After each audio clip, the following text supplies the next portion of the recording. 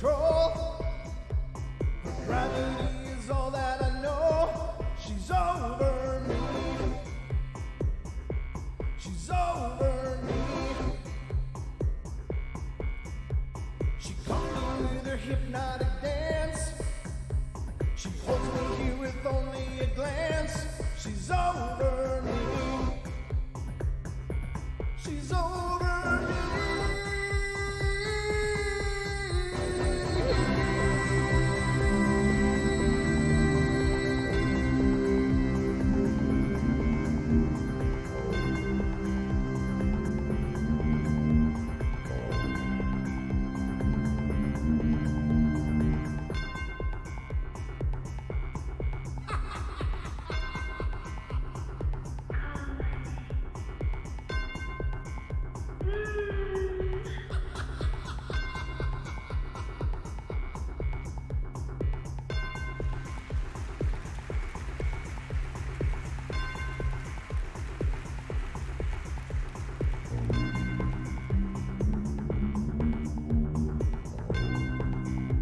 All right, ladies and gentlemen, welcome to the Paranormal Portal. I'm your host, Brent Thomas. I hope you're having a great night. Thank you so much for joining me here on the Paranormal Portal. I'm thrilled to have you here, and it's just me tonight. My good friend and co-host, Mr. Longbeard, could not make the journey tonight, so you're just stuck for 2 hours with just me. So I hope that's okay.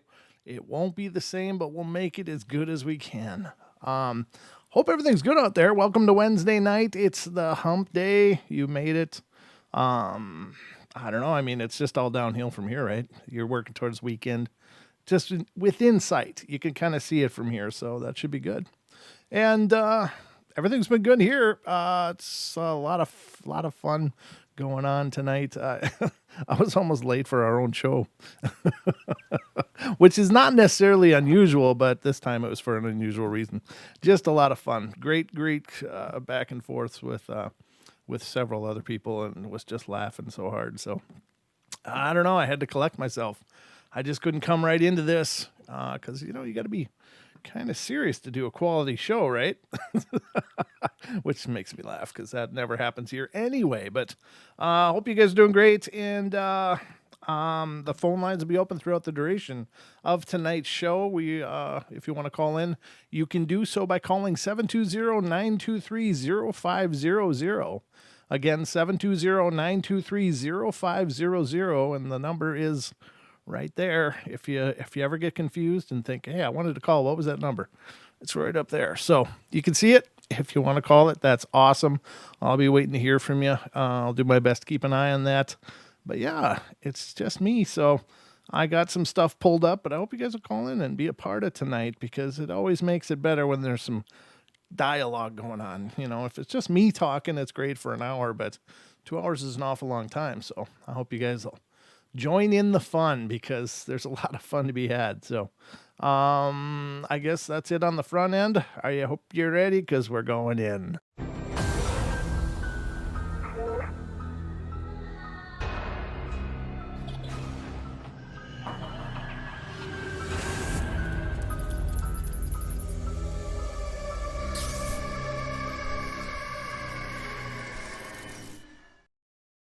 Yes, Julia, you're right. If you want to not call in, you're kind of shy about all that, and you would like to share your story, then please feel free.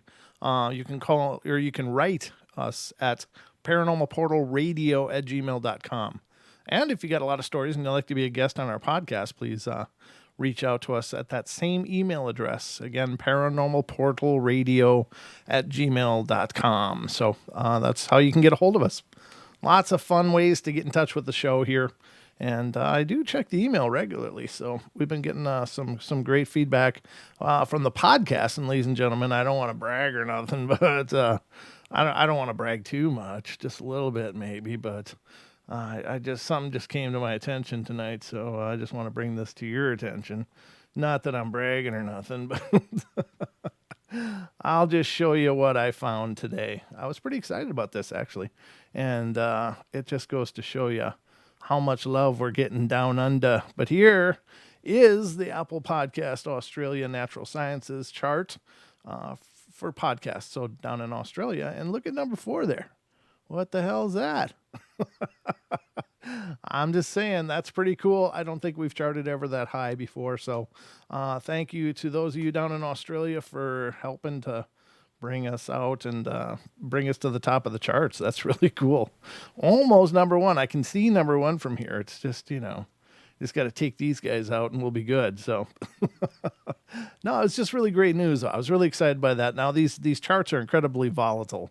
Like 5 minutes from now, it might be something else. This is, I didn't reload the page since I got this up. I'm like, nope, I'm going to look at this for a while, but it's just really cool. And, we're doing pretty well in many different charts too, but this is the coolest that I've ever seen us do. So thank you to all of you in Australia and for helping to make us number 4 on the Apple podcasting charts for the Paranormal Portal podcast. And you can find that podcast by going to Spotify, Pandora, iTunes, iHeart. There's just so many different platforms we're on. So wherever you get your podcast from, just, do a search for Paranormal Portal and you'll find us. Those are out there and they're doing really well. It's really, really actually pretty humbling. And we're making waves in the podcasting community, which is always awesome. Son of a gun. That was just hilarious earlier. I had a 3-way conversation between myself, well, actually 4-way, because Don joined in too. So Don was there, I'm there, Wes is there, and Kate is there. It was just hilarious. It was on the Facebook. So if you want to read something plenty funny, head over to Facebook and check it out. But do you guys know on the Paranormal Portal? Oh, there's some hate right there. What the hell? Hey, mods, you want to ban that Sasquatch guy? Let's get on it. Well, just saying, we're not quite number 1 yet, but we're working on it. But like I said, Wes, if you think it'll help, you can come on the show. All right, ladies and gentlemen. So let's have some paranormal fun here on the podcast or on the YouTube show. Sorry, I got podcast in my mind. It's been a podcasting kind of day. So, oh yeah, you must be seeing it now, right? I don't know why it was lagging, but we are live. Yeah. I see you in there, so I guess you figured it out. Just saw the message I got. But anyway, I got some stuff ready to pull up for you to talk about tonight. The first one's kind of a creepy story. I haven't read through it, but I saw it and I went, ooh, I got to share this one. So it's kind of long, though. This is going to take a while to get through because it's plenty long. But it sounds like incredibly dark. What the hell? It just kind of stops abruptly there. What the hell's up with that? I got to make sure it doesn't just die on me here. This is a long story, but I'm looking down at the bottom and it doesn't. It just kind of. I guess that's it. Okay. All right. So the story is coming from liveabout.com, ladies and gentlemen, and the title of this story is called "Possessed: My Grandmother the Witch."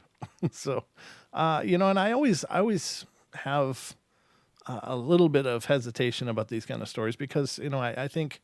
There's witchcraft, there's Wicca, and then there's really dark practices. And I think that a lot of people just use the term witch and witchcraft as some kind of nefarious or dark thing, but it's not. It's a very nature-based practice and is not based in negativity or darkness or anything like that. It's based in, just becoming attuned and working towards the higher good of things. So if you ever look into it, you'll see it's really not like that at all. But anyway, this is, it says, a grandmother's bizarre turn to the occult leads to paranormal activity and a terrifying discovery. So it says, starts out with, I think something evil is happening, and as I'd like to remain anonymous, will only say that what I'm about to tell you is taking place in a small, not very well-known town in southwestern Pennsylvania. Oh, this is in Merkel's area. It began with a death.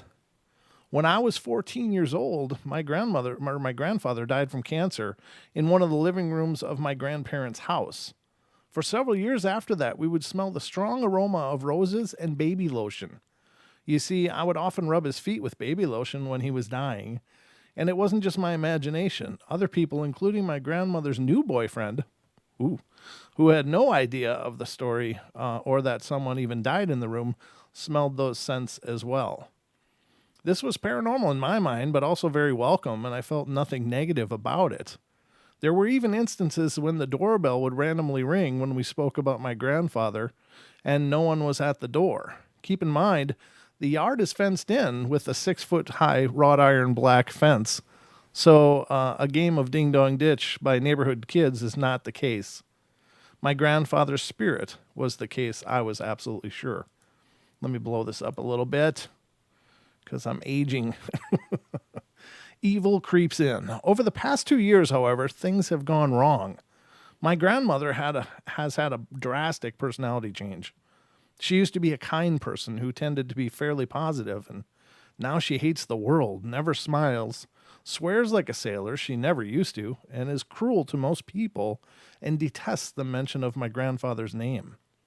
The reason for me writing this now is because 2 weeks ago, we got into a heated fight where she bashed my grandfather's name and declared that she was happy he died.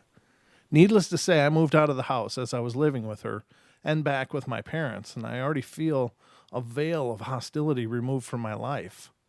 This is the story, but this story is about what led up to that fight 2 weeks ago that has me scared and absolutely filled with anxiety. So my grandmother started buying items of witchcraft and meditation, and I always thought of meditation as something positive, but I'm starting to wonder how far she took it. I know from my mom that grandmother dabbled in witchcraft in her younger years, and terrible things happened.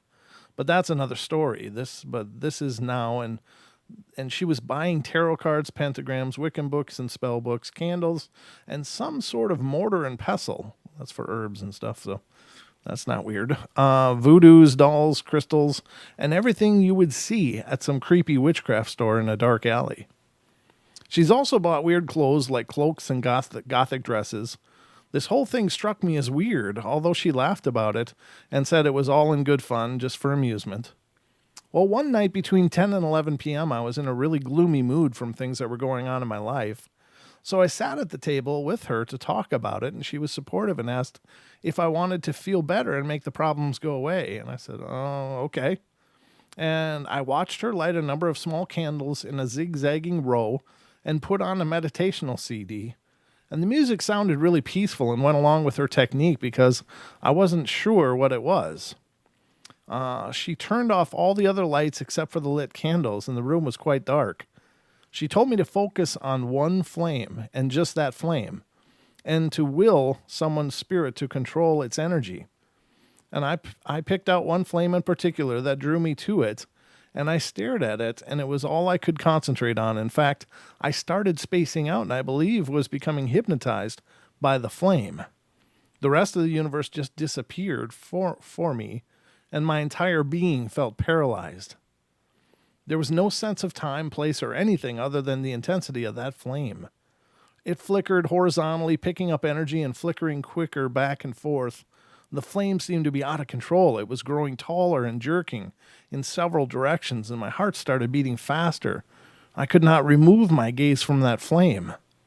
The only thing I was noticing besides this flame was that the other candles around it, out of my peripheral vision, were small and calm, but the flame I was staring at so intently was spiraling out of control now and towering over the others. I sensed fear in myself, yet could not look away. I knew something wasn't right in my mind, so I got the will and abruptly turned my head sharply to my right shoulder.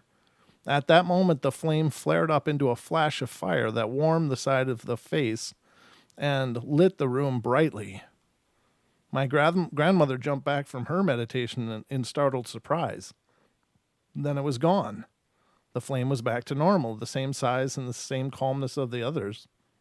What was that? I remember asking. She didn't answer me. She turned the ceiling light on and turned off the CD. She blew out the candles, and that was the last thing that was ever said about that. I could tell she was frazzled, and she changed the subject to some issue with the pool filter, so I just let it go. After this incident, I felt weirder about the Wiccan things that she had in the house, and I started warning her that God doesn't like things like that, but she blew me off and continued to say that it was only for fun and none of it was serious witchcraft stuff. Weird things were beginning to happen, and I could no longer smell the roses and baby lotion in that living room, and I no longer felt like I was being protected or comforted by my grandfather's spirit. I tried to talk with her about it, but she seemed to focus on the negative things about him when we talked, almost to a hateful tone. Her personality as a whole was different. Little things that she would otherwise brush off were depressing her and causing her to have hostile outbursts. These outbursts were being directed at me since I was the only one living with her, as well as my uncle, her son, who stopped by every day. Every time my grandfather's name was spoken, she sighed in disgust, and her mood went sour. She stopped smiling, laughing, speaking without swearing, vulgarity, and talking harshly. I didn't recognize this person anymore. One night I was in my room and couldn't sleep, and my throat was really dry, so I went downstairs and got something to drink. My grandmother always preferred sleeping on the sofa, so she mostly slept in the enclosed porch we call the Florida room. And as I walked back to the stairs, I saw the TV was on, so I went in because I figured she was still awake, but she wasn't. She was sleeping, and the room was absolutely freezing. I saw that she only had a quarter of the blanket covering her and wondered how she wasn't freezing herself awake.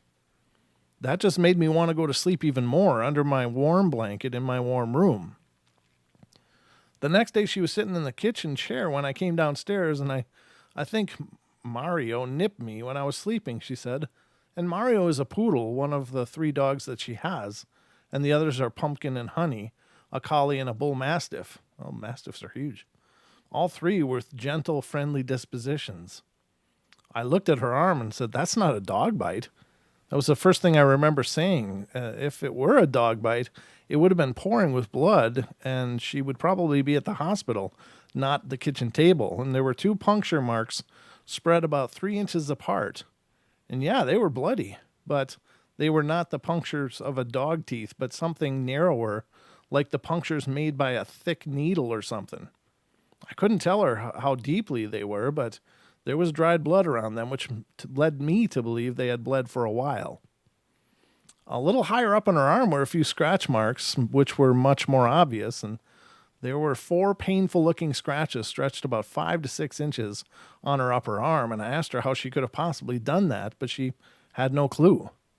She said when she woke up, her arm was very sore, so she assumed maybe her arm flipped off the sofa while she was sleeping, and it startled Mario, and perhaps he bit her. The dogs weren't in there when I went in, I told her. Pumpkin was sleeping under the kitchen table when I got my drink, and Mario and Honey were sleeping in the living room floor. With all that was going on in the house, I considered the idea that the bite might be something paranormal. I'd been getting bad feelings in that house for months, hearing weird noises and footsteps, feeling ice-cold rushes of air, and to top it off, now there was physical evidence of something evil. If it was paranormal, it did not mean well. The puncture marks and scratches told me whatever it was vicious. And that was enough to have a serious talk with my grandmother. So a couple of days after that incident, I spilled my heart out about the bad energy I was feeling and the bad feeling I had about her arm, and I expected her to dismiss my bad feelings and assure me once again there's nothing bad in the house, but she was silent. Then she told me that there was something she wanted me to see. I followed her to the top of the game room steps to the powder room.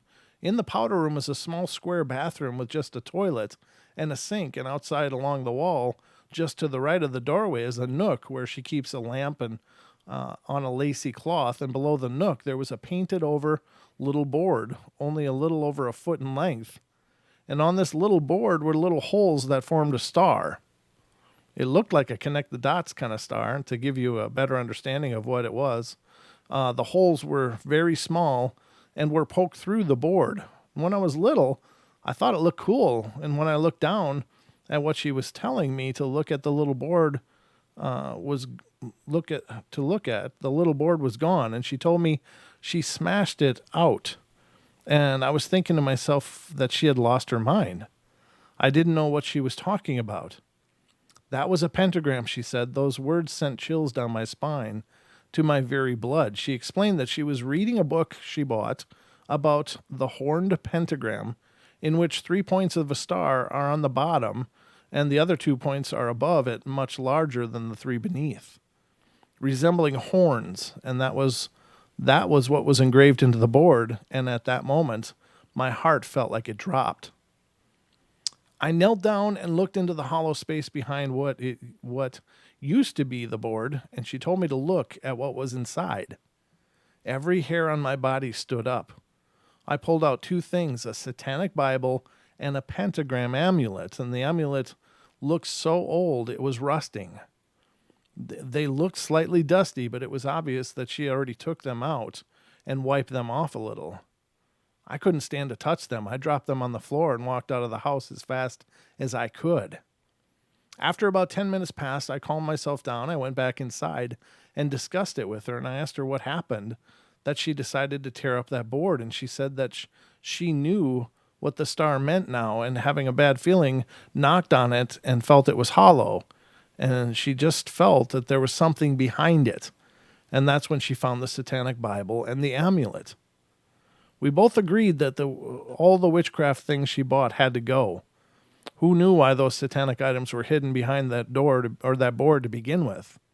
I was terrified by the thought of occult practices being in the house in the past and whatever was done there. A few days passed. My grandmother got rid of all the witchcraft stuff that she had bought, and also the disturbing things behind the board. Nothing strange had happened, so I figured all the noises I'd been hearing, faint voices, a baby crying, and footsteps in rooms where no one was, were gone. I was very wrong. It was really cold one night. My grandmother and I were in the kitchen rubbing our arms because it was so cold, and she was about to take a shower in the downstairs bathroom and then go to bed, and I'd do the same after she did, and I was exhausted, and I cradled my head in my arms on the table to relax while she was in the shower. About 10 minutes later, she came upstairs with a towel and her hair in suds holding her neck. Something tightened her throat, she said, and she was having a hard time breathing. I got up and looked at her neck, and sure enough, there were red marks forming around her throat in the form of fingerprints. I freaked out and went over the situation, but she was too stubborn to leave. She couldn't just up and leave her house, she told me. But for me, that was the last straw. I found myself constantly warding off evil spirits with prayers and searching frantically for some answers and solutions. Things were getting worse. She was starting to wake up with bruises all over her arms and legs that she couldn't explain.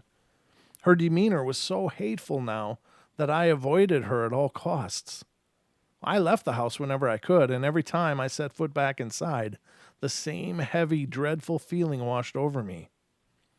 The doorbell started going off all the time, but there was no good feeling with it anymore. And there were no warm feelings or no scent of roses, no comfort.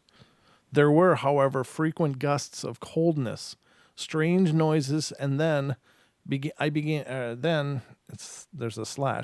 getting large bruises all over my legs and thighs during the night. I had no trouble sleeping at all, but one morning in the shower, I noticed multiple bruises all over myself.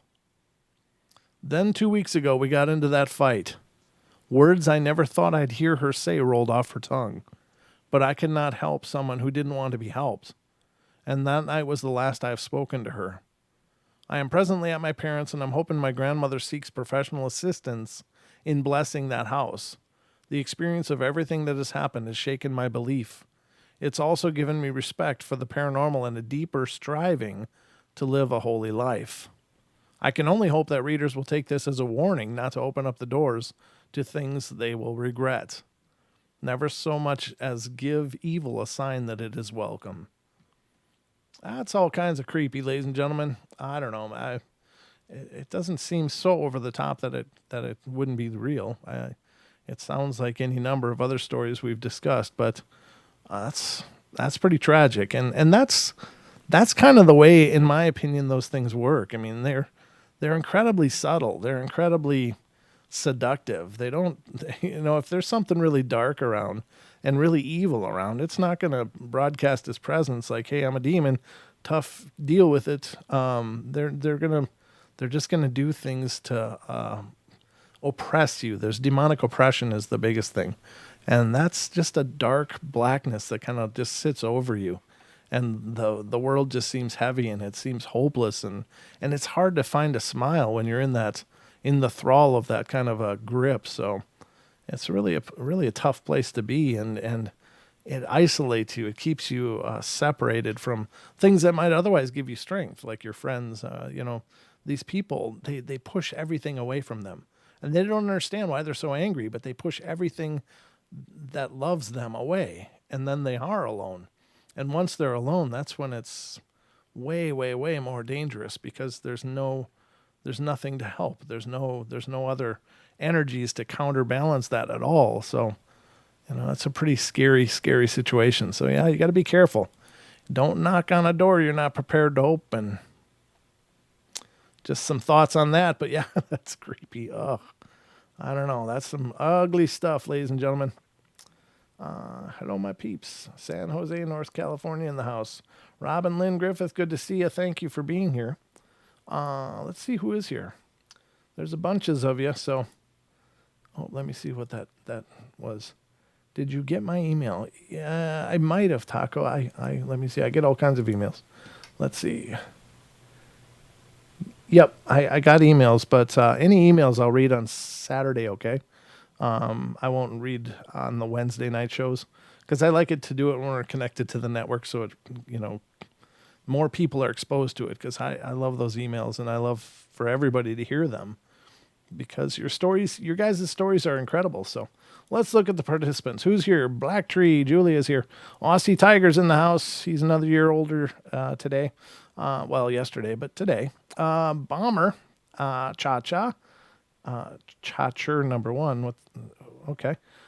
D. Swiger, Deb Varner.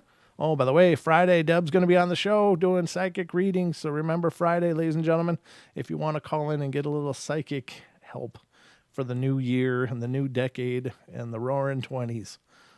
Can't hurt. So give us a call on Friday. Make sure you tune in 7 p.m. Pacific Standard Time right here on YouTube.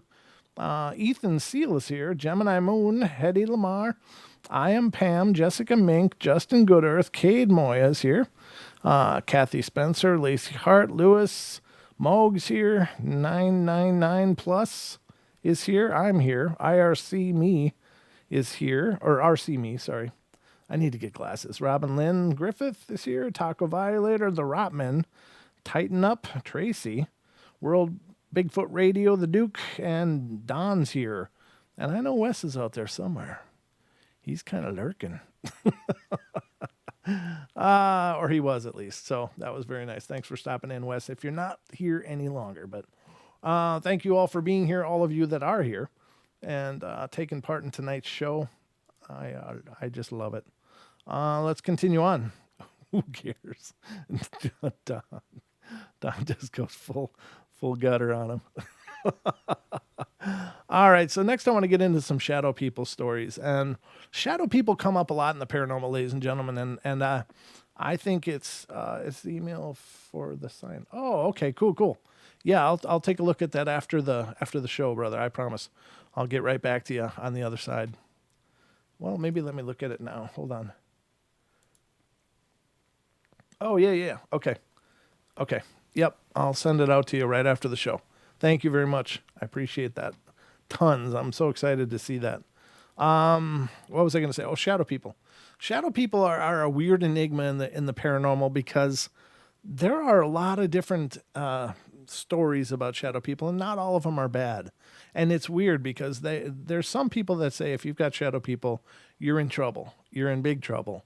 And there may be nothing you can do about it. Now, I've heard that from the Dead Files. Amy Allen has talked like that about shadow people. If you've truly got shadow people, you're in for a real problem, and you need to get out. She, of course, I believe, if I'm remembering this correctly, had a lot of experiences with them growing up, and very, very negative experiences. So I understand where she's coming from with that. However, we've covered many stories, many stories throughout the course of this show, where people have experienced shadow people, but they seem really just benign. They're like just there. There's stories of them being in a bedroom and somebody says, or like a parent will come in and the child will tell them what's going on, and maybe the parent sees it, maybe they don't, but they'll say, hey, you need to leave because my child needs to sleep. This is not good. You got to go. And they'll see the spirit or the shadow person just kind of turn and walk and disappear and never come back. And so it's some very strange enigma about that, is that I don't think that just because you see a spirit that is shadowy or dark means it's a shadow person. And that's the kind of the problem at the same time, because if you've genuinely got shadow people, you're going to need to, address that really quickly somehow. But if it's just a spirit that's looking shadowy, I mean, how do you know? How do we know? And all I can think is that there must be some part of it, like on an intuitive level, where we know when there's evil around, when there's something really dark around. You can just feel it through you. But again, we've covered so many stories where people are seeing these shadow people, and they're really pretty benign. They're just kind of there, watching, usually just kind of watching. It's very strange. Don had uncovered some information.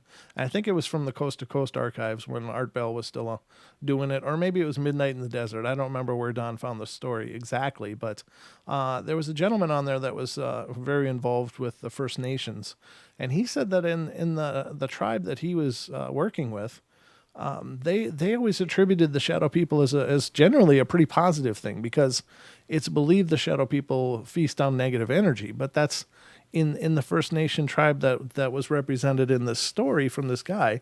That's a good thing, because they're pulling away the negativity. They're cleansing it in a sense. And so I thought that was a pretty interesting take, and it's really kind of rather encouraging when you think of it. But I don't know. I don't claim to have the answers with these shadow people. I just know that there's a full spectrum of beliefs surrounding shadow people, from, well, some are good, some are bad, to they're all horrible, and everything in between. So I don't know. And then there's the Hat Man that's shadowy as well, and that's a whole different thing. There's the cloaked figures that are shadowy. There's there's just a whole spectrum of them. So shadow people is a really vague descriptor when it comes to these spiritual entities, because it can be so many things. So let's see what this one is. One of them is just most of these are absolutely no, I guess they're all links. Let me see now. This is again from liveabout.com. Liveabout.com is the website. I gotta open each one individually. Yep. This first one is called "Haunted by a Dark Cloaked Entity," and this kind of works out good with the title of the show, because I called tonight's show "Into the Darkness." So I'm glad that I'm finding material that actually corroborates that. But let's see. So this one says, "Haunted by a dark cloaked entity," with a really ugly, huge ad on the top of it. Okay. Blah, blah, blah. I got to get to the narrative. It says, okay, it says, "This black cloaked hooded entity has visited me at least 4 times in my life. Believe it all began after I bought a kid's puzzle game that showed a black cloaked hooded entity, skeleton in a black cloak, with an A symbol on its skull's forehead, and the title is Alchemist. In September 1997, when I was a kid, I was watching an episode of Zorro on TV with my mom, when Zorro became a black cloaked hero to scare his enemies. He made this sound, ooh, ah, ooh, ah. And that night at 4 a.m., I was awake on my bed when the bedroom door opened, and I heard this exact same sound. But I knew the TV was off and everyone was sleeping. I know this sounds crazy, but it was real. I stood up on my bed to see outside the door, and I knew that it was a real ghost this time. But it was too dark that I did not see anything, but I know that something was there. I tried to ignore it and laid back down on my bed to close my eyes to sleep, and suddenly I became paralyzed and could not move while I heard a strange sound that sounded like a high-pitched airplane engine, and I could see a path image in my head as if I were moving at a very high speed. Well, I was terrified. Or perhaps this entity had the power to control my emotions.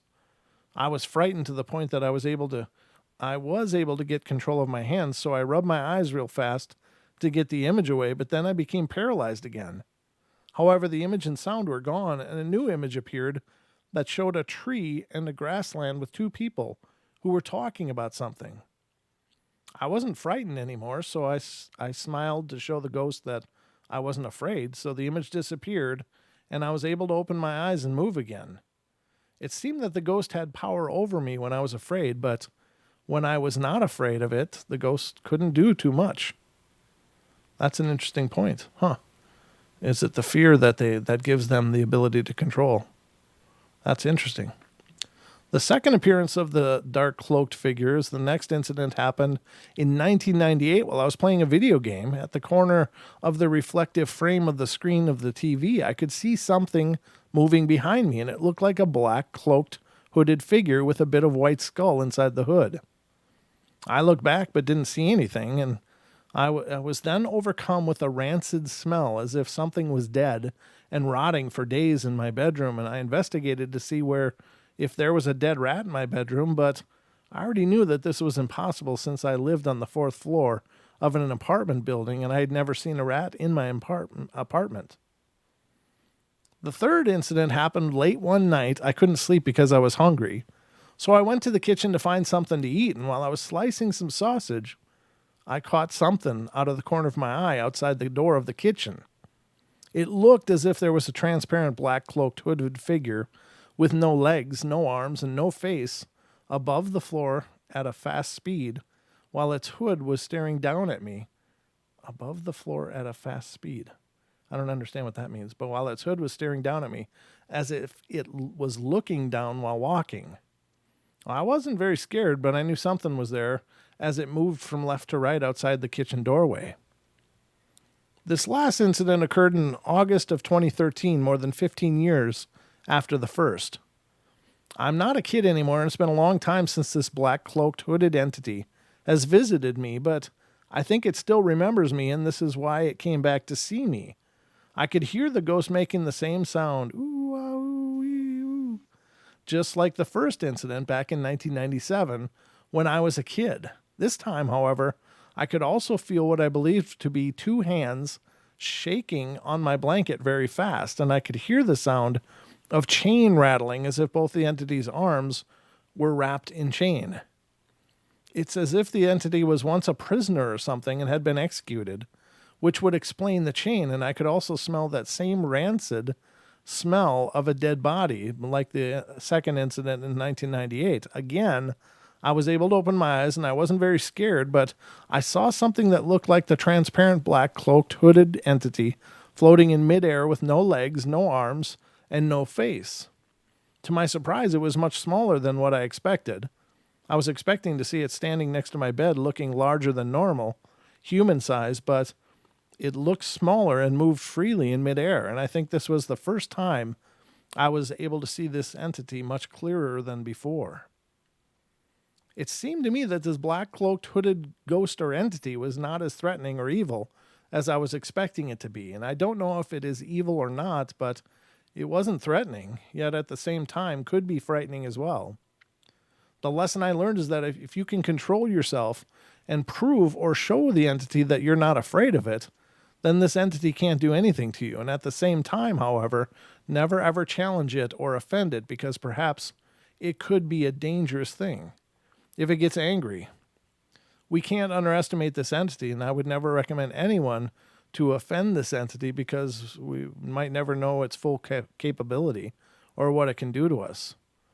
From what I've learned, Satanists and many devil worshippers would normally wear this black cloak with a hood during satanic ritual, while some Christian priests would wear a brown cloak with a hood, and I suspect that it could be the ghost of a Satanist. I don't know. That's probably a little more to it than that, but who was prosecuted and executed by the church for following Satanism during the medieval times. Also, a friend once told me that near where I live, there's a small hill where Satanists used to perform the satanic rituals. I don't know. I mean, there you go. It's not really a terrifying kind of thing. It's just a thing. I don't know. See, that's why I'm confused by the whole shadow person thing, because it doesn't come off as in a lot of cases as these dark, nefarious, evil things. But I do agree with what the person said. Oh, that's a bad link. That brought me back to angel stories. But I think that you don't ever challenge the spirit world, because we just don't know what you're dealing with, So let's see what's going on. This is the I don't know if this is. Oh, no. Not that one. This one. I hope this link works. No, that's not it either. That's another broken link. Oh, I hate broken links, ladies and gentlemen. They make my life so difficult. Nope. There's only one working link on this whole page so far.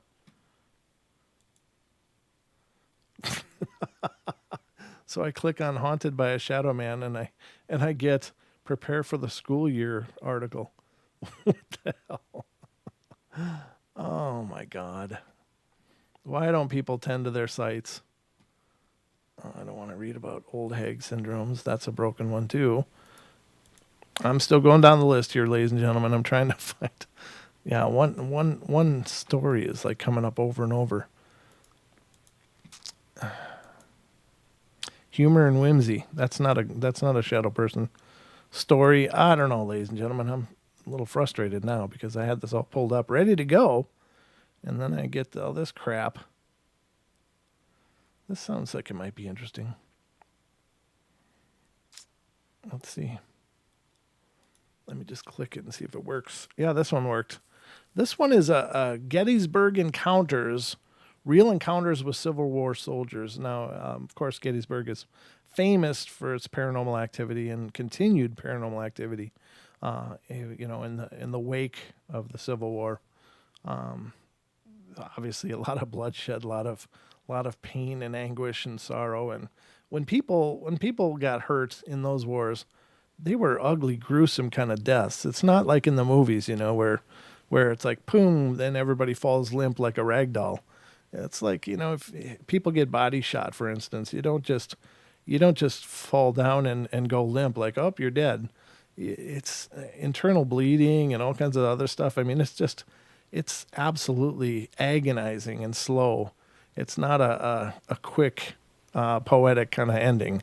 It's absolutely ugly and brutal. And so many people in those wars were just mangled. They were just mangled by those balls. And, not that any bullet hitting you obviously is not pretty, but, those musket balls would tear and create havoc. And you get nicked and get an infection that'll kill you. My God, it's just, anyway, I'm not laughing because it's funny. I'm just thinking, anything back then could just wipe you out. There wasn't any real medical practice other than, some alcohol to sterilize and biting on stuff. But, there was more than that. There was some levels of pharmacology and laudanum and stuff like that. But, in the wars, they were ugly. They were just ugly, and bodies were everywhere, and people were unceremoniously buried in ditches, and it wasn't a pretty thing. So you can imagine there'd be restless spirits that are probably not real happy about both the way they died and the anger that they felt, and then how they were disposed of or dispatched. Their bodies were just kind of heaped and covered, and they put a plaque on top of it and called it a day. I mean, there was no ceremony to that at all. So, but this is coming from Gettysburg, and it says, I don't know. Let's see. No, this one we can't do. So the Farns. Okay, so these are just a collection of short, little snippets about Gettysburg ghosts people have encountered. And it says Gettysburg, a Pennsylvania town, is one of the most haunted areas of the United States. And during its 3 days of intense battle, ending on July 3rd, 1863, more than 7,800 brave Union and Confederate soldiers lost their lives, and tens of thousands more were wounded and crippled. It's no wonder that hundreds upon hundreds of ghostly encounters have been reported at this national military park. Tourists and ghost hunters alike have snapped photos with enigmatic images. Dozens of fascinating EVP recordings have been made. And one of the most interesting and compelling ghost videos was shot here. Here's some examples. Now, the ghost video that they're talking about, I think, is the one where the people, it's like a family's in their car and they're parked and they're overlooking a hilltop and the hill goes down, but there's trees ahead of them and you can see these, I mean, honest to God, it looks like ghostly images going through the trees. And it's not like the trees at ground level. These trees are, 10, 20, 30 feet up, and there's these, and you can kind of see that what looks like partial apparitions and repeating patterns some of them make, as if it's, I mean, it just it could be residual to an extent, but it could just be these spirits that are just confused and lost and don't know what the hell they're doing, so they just repeat a pattern. So it's terrible. So let's do this one. It says the Farnsworth House Inn, and has been called one of the most haunted inns in America. But built in 1810, this brick structure is said to be the dwelling place of several Civil War era ghosts. And many people, both staff and guests alike, can attest to the strange goings on there. And guests at the hotel have reported to feeling their bed shake or jolt in the middle of the night without obvious cause. Others have claimed to see figures walking throughout the inn and have even said to hear the doors slam without explanation. Yeah, it sounds pretty active. And I'll bet you can probably get in there and get a room and have yourself a fine evening of ghost adventures. This next one's the Little Round Top. And Civil War battles have been subject of many motion pictures, but one of the best and most moving was 1993's Gettysburg. During the filming of that movie, much of which was done right on location at the actual battlefield, some of the participants had an unexplained encounter because the film required so many extras to serve as soldiers. The production hired reenactors to portray the Union and Confederate armies. During a break in filming one day, several of the extras were resting at Little Round Top and admiring the setting sun when they were approached by a grizzled old man whom they described as wearing a ragged and scorched Union uniform and smelling of sulfur gunpowder, and he talked to them about how furious the battle was as he passed around spare rounds of ammunition, and then went on his way. At first, the extras assumed he was part of the production company, but their minds changed when they looked closely at the ammunition he gave them. They took the rounds to the man in charge of giving out such props for the movie, and he said that they did not come from him, and it turns out the ammunition from the strange old man were genuine musket rounds from that period. Wow, that's an amazing story. Huh. So that's a full manifestation with ports. They were given actual rounds that would have been used in that period. That's intense. The next one is called Devil's Den. There was a large distinctive outcropping of rock in one section of the Gettysburg battlefield known as Devil's Den. Dozens of ghost sightings have been reported here by tourists over the years. One of the most well-known is that of a barefoot man dressed in a butternut-colored shirt and floppy hat, which fits the description of a ragtag unit from Texas who participated in the battle. Those who have met the spirit report that he always says the same thing. What you're looking for is over there, as he points toward the plum run. He then vanishes into thin air. So now that sounds pretty residual then. If it's just repeating the same line, that sounds like it's maybe not intelligent haunt. That's not me bagging on the spirit. It's just I don't think that it's actually a consciousness. It's just a piece of history that's somehow recorded in a psychic or energetic way. So this one is the Phantom Surgery. Oh, you guys, yeah, the phone number's above my head. So if you guys are looking for the number, look at your screen and it's above my head. Mark Nesbitt, one of the foremost authorities and authors on the ghosts of Gettysburg, relates one of the area's most gruesome experiences. Pennsylvania Hall at Gettysburg College has been the site of many Civil War era ghost encounters, but perhaps none can compare to what two college administrators saw one night. 100 years ago, the building had been used as a field hospital for many of the fierce battle's wounded. And on this night, as the two administrators were taking the elevator from the 4th floor down to the 1st, the long ago nightmare wasn't even on their minds. Inexplicably, the elevator passed the 1st floor and continued on to the basement, and when the doors opened, the administrators could scarcely believe their eyes. What they knew to be the storage area was replaced by a scene from the hospital. Dead and dying men were lying about on the floor. Blood-covered doctors and orderlies were rushing about chaotically, trying desperately to save their lives, and no sound emanated from the ghostly sights, but both administrators saw it absolutely clearly. Horrified, they frantically pushed the elevator button to close the doors, and as the doors closed, they said one of the orderlies looked up and directly at them, appeared to see them with a pleading expression on his face. Oh my God. The next one is Sachs Bridge, or Sachs Bridge, I'm not sure. Sachs. Constructed in 1854 and originally known as Saucks Bridge, Saucks, this 100-foot expanse over a creek not far from the battlefield also had its share of ghost encounters. A group of paranormal investigators ventured out to Sachs Bridge to see if they could get interesting photos or recordings, and while they were there, a strange fog filled the air, and the group saw lights from across the field. They then heard sounds of neighing horses and cannon fire, which lasted for over 20 minutes, and as the last cannon fired, the fog lifted. The group left the bridge, but 7 returned later that night, thinking there might be more to experience, and the experience got even more terrifying. They saw shadow people darting by and heard men's voices, and when they heard growling and the sounds of battle, they finally left. Yeah, that's terrifying.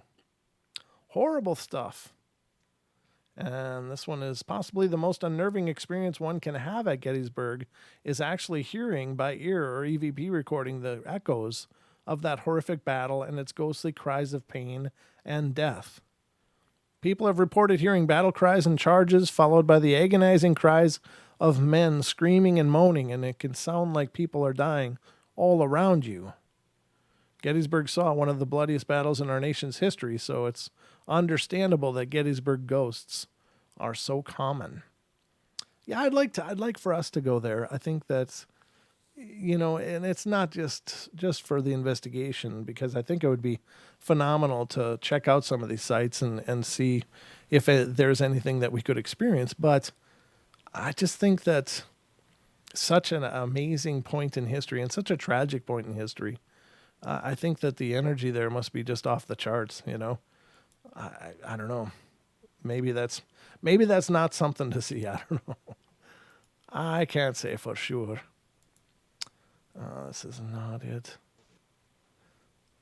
I'm going to try to find a different article here. Oh, this one's interesting. Yeah, I think we can, if this link works, I want to check this out. This is kind of a famous one. I'm going to put it on screen for you guys so you can see it as well. I don't know why it does that. Let me move some stuff around and I'll put it on screen so you guys can share in the fun. All right, so this is again liveabout.com, and this is the Anguished Man, a haunted painting.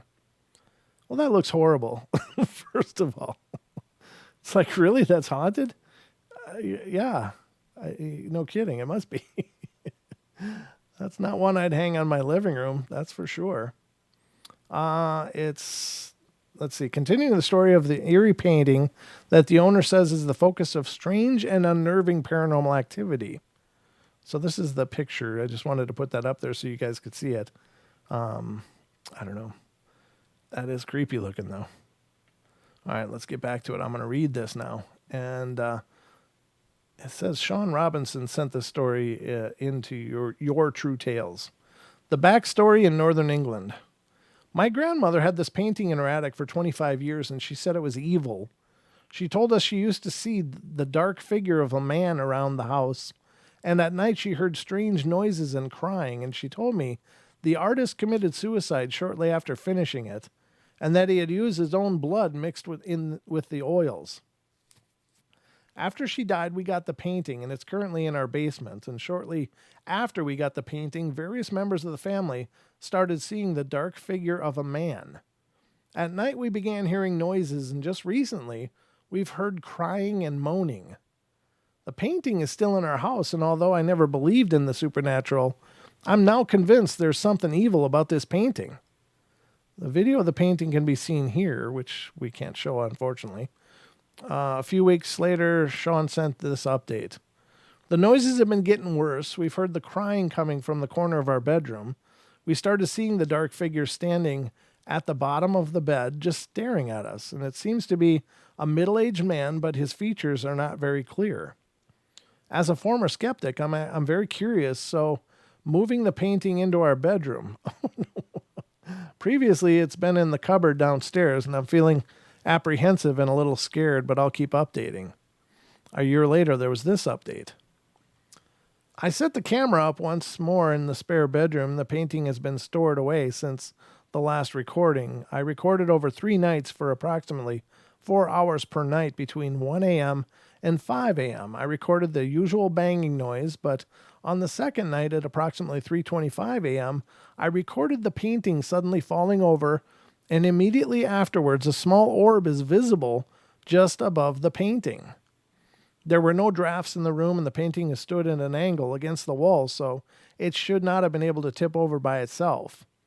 I also experienced the strange mist again at the top of the stairs. It was just like I was suddenly surrounded by smoke, and I became very cold, and then it just vanished as quickly as it came. And 2 years later, I have recently temporarily moved in with my parents and obviously took the painting with me. It was only in the house for a few days when the noises started, the same noises I had previously experienced, and then on the third night, my father fell down the stairs, the same as my son did at the other house, and thankfully he was unhurt, but I've now moved the painting back into storage. I've been working closely with John Blackburn and Ian Lawman of the Mysteria Paranormal Group, taking the painting to some of the allegedly most haunted locations in the UK, including 35 Stonegate at York and Chillingham Castle in Northumberland. It was on the evening of 18th of May 2013 at Chillingham Castle that a group of people experienced events that were both terrifying and unexplained. None of the guests were prepared for what was about to happen. In the early hours of the Sunday morning, the room went icy cold when a large dark figure appeared in the middle of the seance circle. A large wooden bench banged on the floor of its own accord in response to John Blackburn's questions to the painting, and then suddenly the bench was flipped upside down violently by what was believed to be John Sage, one of the Chillingham Castle's resident powerful spirits, who we think was showing his anger to a foreign, uninvited spirit to his castle. John Blackburn stated it was the strangest experience in all his years of investigating, and there were at least 20 witnesses to these events. That was weird. I heard a weird noise. But it's got to be just weirdness from Skype. Speaking of, no calls. Okay, so that's the haunted painting, ladies and gentlemen. Now, whatever you believe about stuff like this, if anything that was touched in such a tragic way, I don't know. It's the guy who apparently mixed his own blood with the paints, so that's already a bad start. But then he ended his own life after that. I don't know what would move him to paint something like that anyway. I don't know. I mean, it's art, so there's any number of reasons, I guess, but it must have been his own torture or whatever that he was recording in his paints mixed with his blood on this canvas. But how long would you hold on to something like that? Like, I'd be like, 5 minutes, and it's going in a dumpster or in a bonfire. I don't know. Things like that. I don't know. Or it should be studied. Maybe it should be moved somewhere where it could be properly studied and see if people could learn something from it, maybe. I mean, that's always a good thing, right? All right, let's see. This is strange. Okay. I want to open this one, I think. If it works, it worked. Good. That link worked. So this is called Haunted Possessions. All right, so again, from liveabout.com, Haunted Possessions is the name of the article. So it's about objects, and this is something we've talked about many times on the show, about the idea that objects you bring into your home could in fact introduce presences to your home. We've talked about that many times, about things can hold an imprint of somebody, or it can hold the spirit of somebody, I suppose, or at least part of a spirit of somebody, and can lead to all kinds of problems. There's so many times that people have brought things into their house. As soon as they've noticed things change, things get dark, things go sideways, and it takes some kind of, serious events sometimes, but then people finally put two and two together and realize that the antique dresser they brought in was the problem, or a mirror, or a cane, or something. It's hard to know, but you always should be careful about when you pick up old things, about the possibility of any presences. And personally, I think it's just a good idea to cleanse things before you bring anything into your house that's been owned before. Because I think as spiritual, energetic beings that we are, we do emanate energy. Our whole homes are filled with our happiness, our sadness, our anger, our joy, and everything in between. And so all of these energies, they don't just exist in our body. They emanate from us into our surroundings. And so that's one of the reasons I think that using sage from time to time is a good thing, because you got to knock those energies down and kind of baseline it all over again, because otherwise I think that places that are highly, have a lot of high emotions, and if they don't know about cleansing, that can lead to hauntings, just because there are, I believe, spiritual entities that feed off of that kind of stuff. They feed off of that extra energy, and they subsist on it to some degree or another. That was actually my stomach, if you heard that. So sorry. I'm a little bit hungry, but I'm all right. I'll make it. But yeah, you got to be careful when you're bringing things into your house. So this one is, the first one's about a haunted bed. It says, when Stiles was about 11 years old, he lived with his family in an adobe-style home that was built in the early 1900s. Stiles had some older brothers, and when their dad bought some new bed mattresses for them, Stiles, being the youngest, inherited one of the old mattresses. Stiles had never heard his brother make any complaints about the old mattress, and Stiles found it comfortable and relaxing, and yet he began to experience restless, sleepless nights. And it started off with this weird night. I was in my bed trying to go to sleep, he says. I had the blanket over my head, and I felt something rubbing the cover with its hand. Because the cover was thin, I could make out what it looked like. It was a small man, about 2 feet in height, trying to get the cover off of me. Oh, God. And that was just the beginning. And then when it was about 2 a.m., when I was awakened by what felt like a bunch of hands pushing upward from inside the mattress, and I was scared out of my mind. I started praying, and my brother, who I shared the room with, started laughing in his sleep. But it wasn't his laugh. Stiles says that he also felt a sharp poking in his ribs by unseen hands, and the pain of which he still felt in the morning. Why did Stiles experience this haunted mattress when his brother didn't? Was it something about Stiles that awakened the ghost? Yeah, maybe. I know that in hotels, like if they have somebody that passes in a hotel. Now, granted, when people pass, everything opens up. So, your bowel's empty or your bladder empties, whatever. If, and God forbid there's any bleeding as well. But, there's a good reason why they might be getting rid of mattresses and stuff. But they do. They apparently, that's one of the protocols is whatever, if anybody ever died on a mattress, that mattress is thrown out. It's discarded. So. But I guess it makes sense. But also in an energetic way, I think that's probably a good idea. You don't want anybody lingering in your mattress.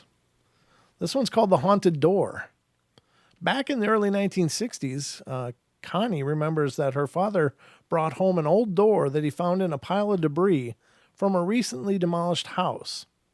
The door was in good condition, so her father thought it'd make a good addition to their house since he was in the midst of renovating the second floor, and he used it to close off the parents' bedroom from the upstairs hallway. Connie describes the upstairs as having a crawl space that ran behind both her parents' room and the room that she shared with her sister. The night after her father hung that strange door, weird things began to happen. Around 3 a.m., Connie says we were all awakened by a loud pounding coming from the crawl space. Everyone jumped out of bed, and my father ran into our room with a flashlight and removed the access panel. And we were petrified, whatever. But when he shone the light inside the crawl space, he saw nothing. He was even brave enough to enter the crawl space, but he didn't find anything out of place. Reasoning that the noise may have been caused by an outside tree branch hitting the house, Connie's dad replaced the access panel and they all went back to bed. Half an hour later, the fierce pounding began again, but this time Connie's dad even checked the outside but could find nothing that would cause the noise. And now we're really scared, Connie admits. And for the next week, every night the pounding happened and we were all exhausted. Finally, Connie's mom insisted that the old door be removed. She said she thought it was haunted and we all laughed, but she was serious.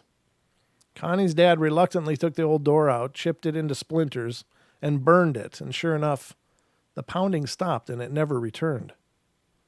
Well, that's just a door. I mean, it's a door.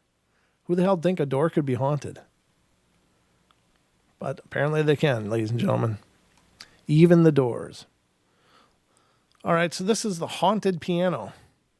Vicky always wanted a piano. Her wish came true one day when her son brought her an old upright piano that he discovered working his salvage and hauling service. And it seemed to be in good working order, so Vicky cleaned it up, polished it, and set it on the enclosed front porch of her old farmhouse, where it quickly became one of her prized possessions. Several years passed without incident, and then one October night, Vicky was babysitting her granddaughter when she began to hear the sound of the piano from the porch. It was random notes with no particular tune, she says. Groggy, I listened to the piano for at least 15 minutes, deciding that it must be mice. I got up and opened the door and the piano was silent. Weeks went by until one night at about 2 a.m., Vicky was awakened by the haunting notes of the piano and she again suspected mice. But then suddenly, a tune floated through the house. She remembers it stopped and started several times, but it was definitely a tune, like someone practicing a song. This phenomena happened on a regular basis. Vicky's daughter even heard it. I almost cried from relief and told her that I'd been hearing the same thing for months, Vicky says. Her daughter-in-law also came to Vicky in tears, saying that she too heard the ghost at the piano. Eventually, Vicky put the piano outside with a free sign on it. Somebody else got a haunted piano. That's awesome. Not because of the ghost, but because the weight of it was beginning to make the porch sag. An old couple came along and adopted the instrument, and I often wonder, Vicky says, if they experienced any late-night concerts courtesy of the old piano. There you have it. Pianos. Even a piano. A door. I don't know. Can be anything, ladies and gentlemen. God, it's already after 8. Where the hell did the time go? Yeah, there's the phone number. Thanks, Duke. Appreciate it. Everything all happy and peaceful out there, ladies and gentlemen? I sure hope so. So yeah, I don't know. I don't understand the mechanics of it, but clearly these things can be haunted. I don't know. Should we do some tales of a Ouija board? You guys want to hear about some Ouija board stories? I'm kind of picking through stuff tonight because I don't have my Don here with me. Excuse me. So it just makes it that much more fun. No, just kidding.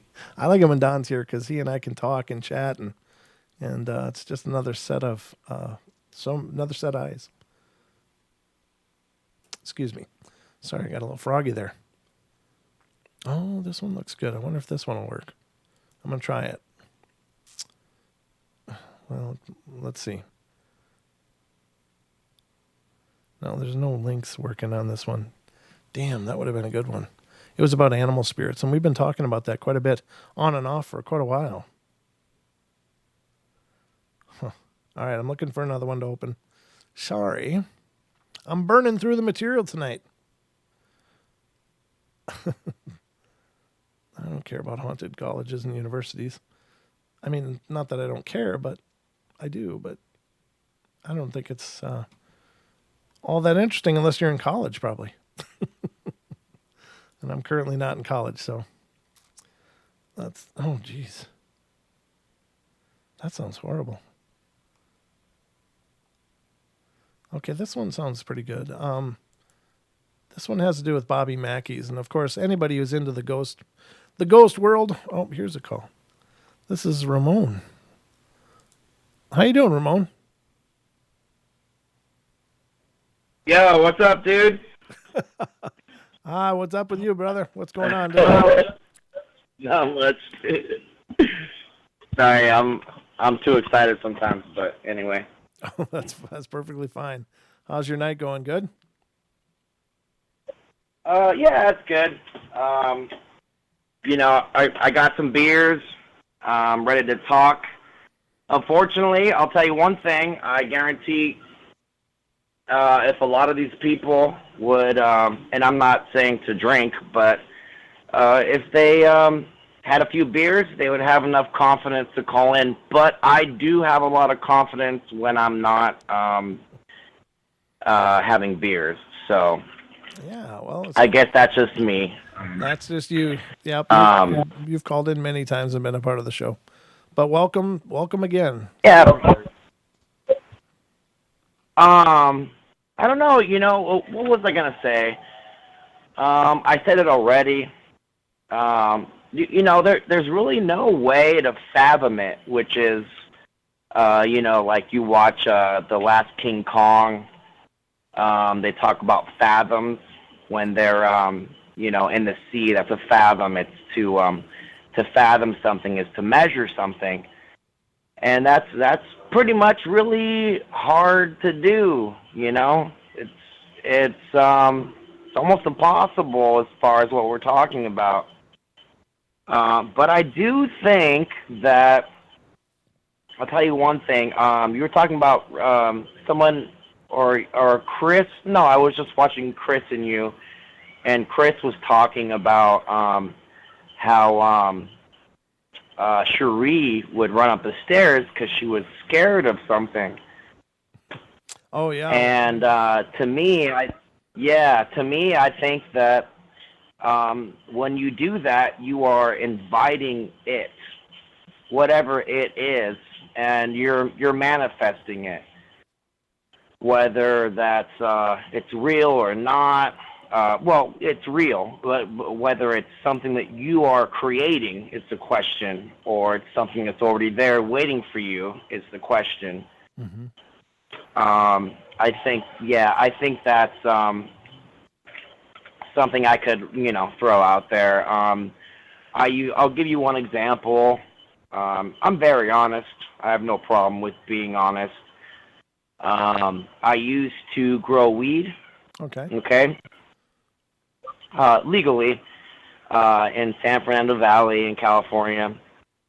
And I had these two rooms. There was a master bedroom where I would do the veg, and I would go downstairs, and it was a garage. And I'd be by myself a lot of the time, and I was fine most of the time, or pretty much all the time. But then, I have my own personal problems, and I decided to try, as far as, mental pills. You're talking about antidepressants and stuff like that. Uh-huh.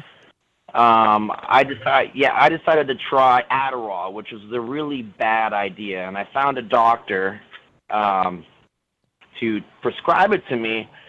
And when I was down there on Adderall, I experienced a lot of very scary feelings. To where I was, to where you could say it's not real or whatever, but I felt like there was, something there. and I wasn't abusing it at all. I just felt more aware, Okay. just way more aware. It's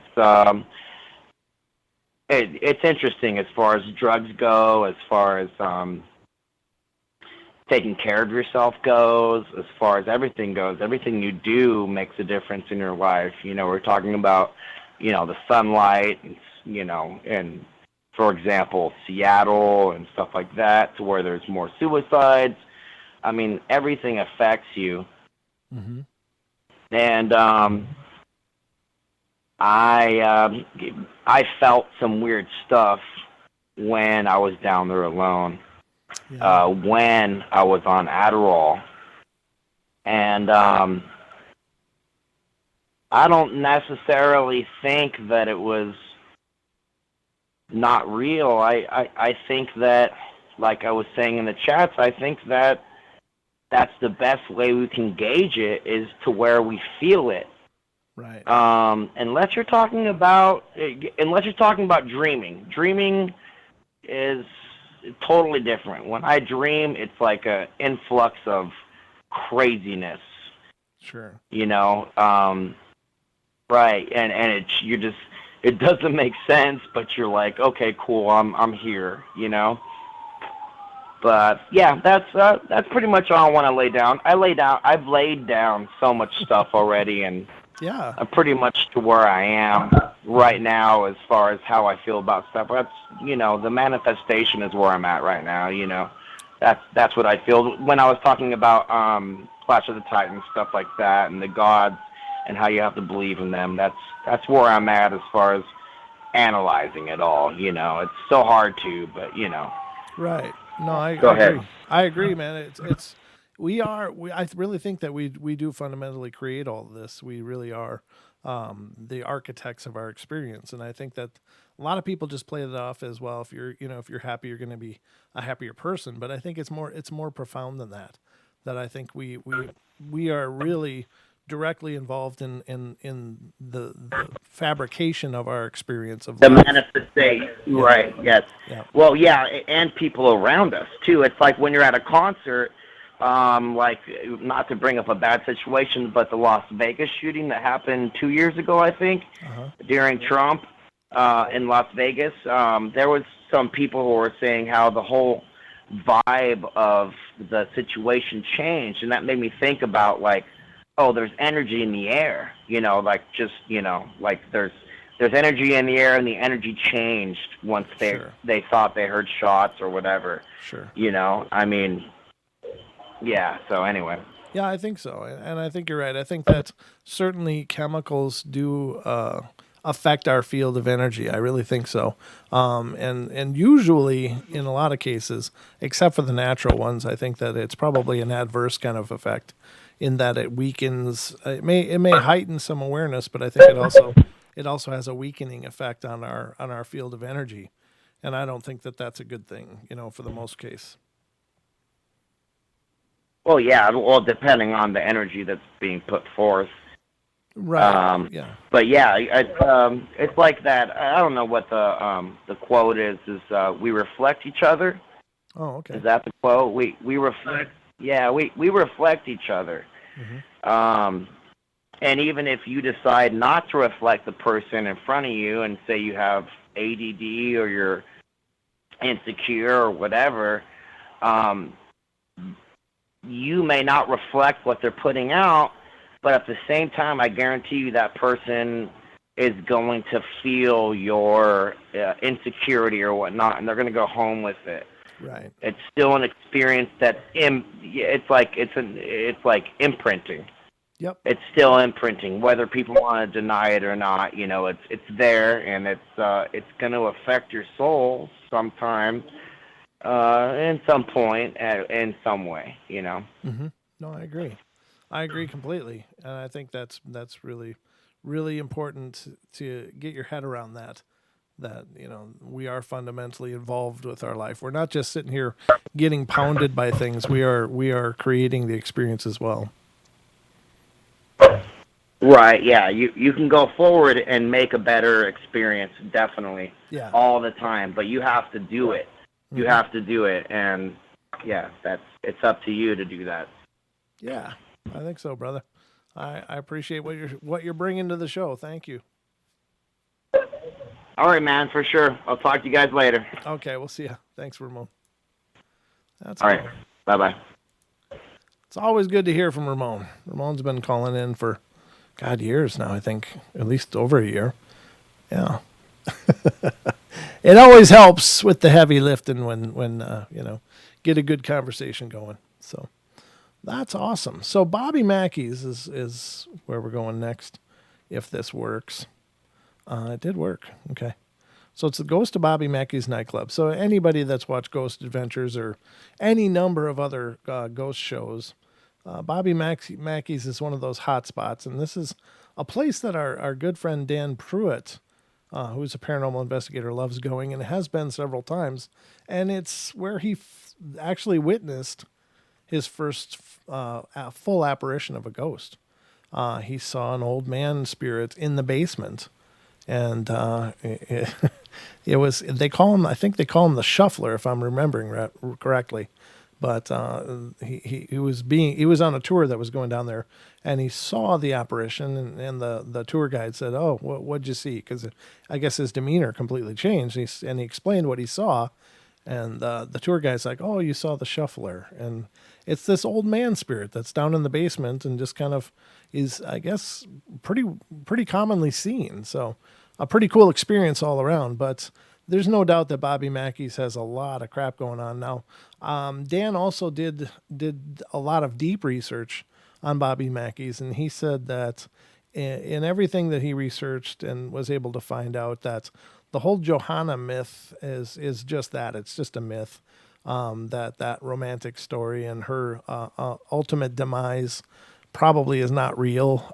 It's just a legend, a tale, or a yarn somebody spun. So, yeah, I mean, it's that way for any kind of really popular place. They get kind of their own legends built up and exaggerations and such. But apparently that whole thing never really happened, as far as what I understand from Dan. And I can't say that other than I believe Dan. If he says something, I know he's researched the hell out of it. So.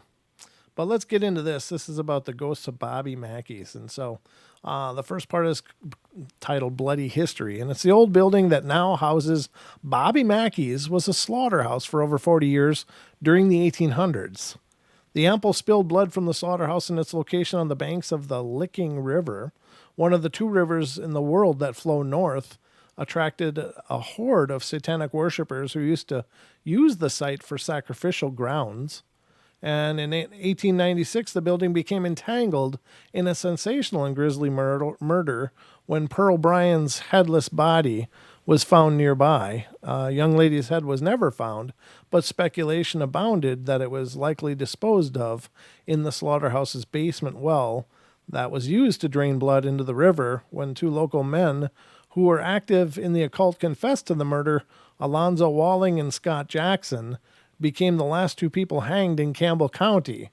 And when they were sent to the gallows on March 21st, 1897 for the murder of Pearl Bryan, with his last words on the gallows behind the Campbell County Courthouse, located near the slaughterhouse, Walling vowed to return to torment his executioners.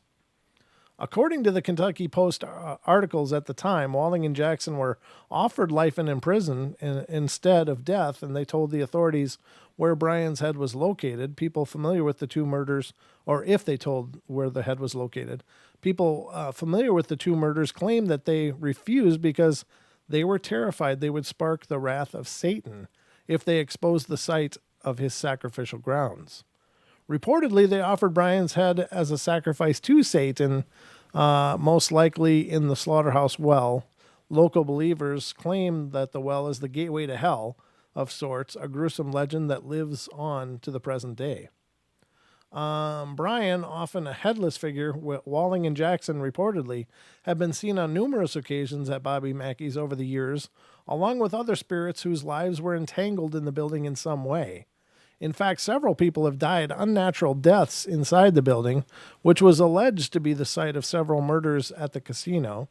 During the 1950s, it became The Latin Quarter, another popular nightclub whose owners were arrested several times on gambling charges. Later, the building became yet another rough and tumble nightclub, the Hard Rock Cafe, no relation to the restaurant chain, which was closed in 1978 by police request after several fatal shootings on the premises. Bobby Mackey purchased the building in 1978 and opened his music world shortly thereafter. One of the most frequently seen spirits is a young girl named Johanna, a cabaret dancer during the club's casino days who reportedly poisoned herself and her mobster father inside the building after he murdered her boyfriend.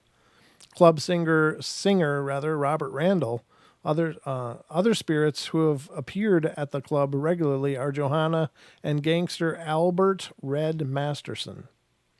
According to sworn affidavits, other witnesses, and local legend, paranormal activity in the club is often preceded by the strong smell of rose perfume. The jukebox at Bobby Mackey's has also come on suddenly and played old tunes from the 1930s and 1940s, songs that were not loaded into the jukebox at all. The anniversary waltz is particular favorite, heard numerous times by many people. Chairs have moved inexplicably, rooms have gone cold, and people have heard their names called, only to turn around and have no one there in the club.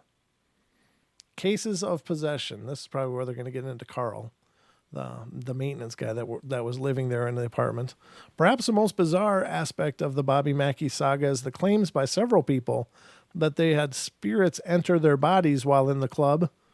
Some of the sworn affidavits claim that they felt cold chills run through their bodies, while others claim to have taken on different personalities and even facial features while inside. The most celebrated case of possession at Bobby Mackey's is Carl Lawson, who lived upstairs in the nightclub as a caretaker for the club.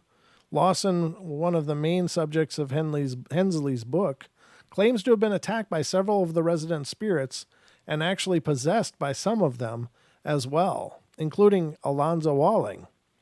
A supposedly successful exorcism of Lawson and the entire building took place at Bobby Mackey's on August 8th, 1991, and it was performed by the Reverend Glenn Coe and witnessed by Hensley, who also recorded it all on videotape.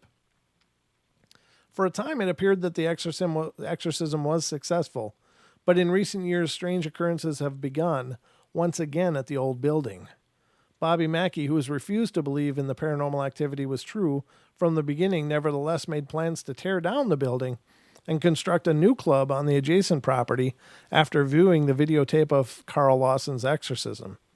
However, a piece of the ceiling fell on him one day and he was discussing the demolition, and the adjacent property he purchased for the new club was rendered useless by the sudden appearance of a fissure about 6 inches wide and 60 feet deep that runs from the old slaughterhouse well to the middle of the adjacent property. Mackey has never built the new club, and he continues to operate at his original club, where he regularly performs a special song he wrote, the Ballad of Johanna. Well, that's pretty wild. So I don't know if the Johanna thing is as legitimacy or not, but I may be misunderstanding what Dan said too, but that's as I understood it, ladies and gentlemen. That it's really not possible, but according to what Dan dug up. But what do you know? Who can say?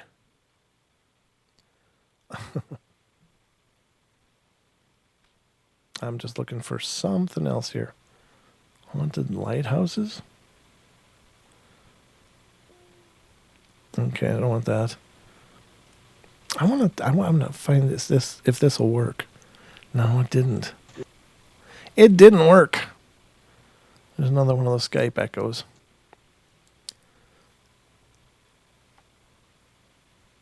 No, that one didn't work either.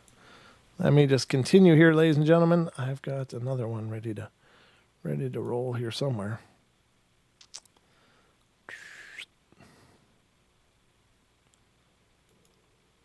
I think we did that one already, though. Oh, this one's kind of interesting, and I think no, it didn't work. God, this site. I love me some broken links, but the problem is that I got all prepped for the show, based on a few pages here, and I'm ending up finding nothing but broken links. Well, what do you do? That's interesting. Nope, that's not going to work. All right, I got to go dig in here. Sorry, ladies and gentlemen.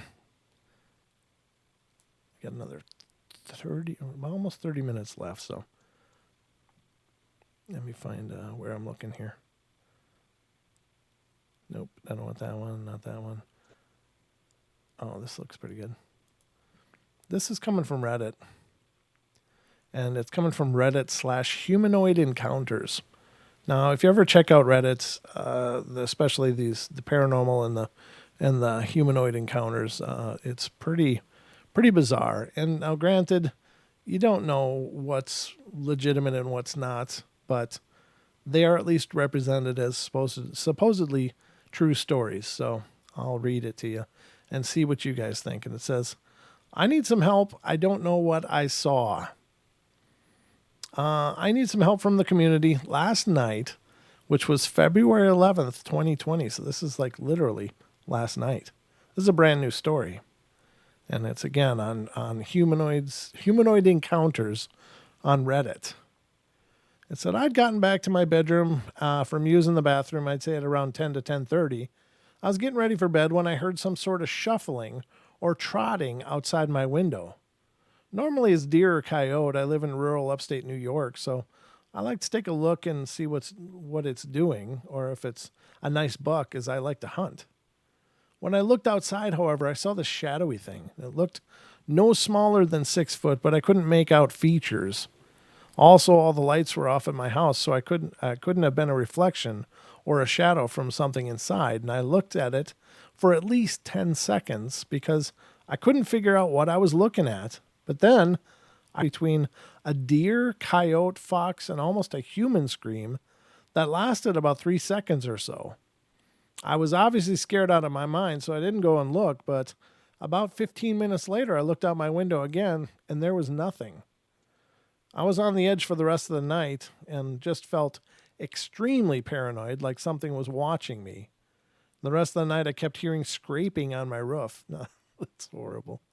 Or quadrupedal, we don't know, but I don't know. Sometimes, and this is, it's surprising to some, and I got to admit, I've been surprised when I've looked into it as well. Some of the sounds that animals make. And you can find sound bites all over the internet, ladies and gentlemen, of different wildlife sounds. And sometimes they are absolutely terrifying. Like when a fox screams or something of that nature. It's just a fox. And of course, I don't think anybody is very afraid of a fox, although the rabid ones. I saw a video once of a rabid fox going after a lady, and that was pretty brutal. But when they scream, it's a horrible sound. It really is. It's very, very frightening. But that one is looking for answers. I'm just trying to find stories, ladies and gentlemen.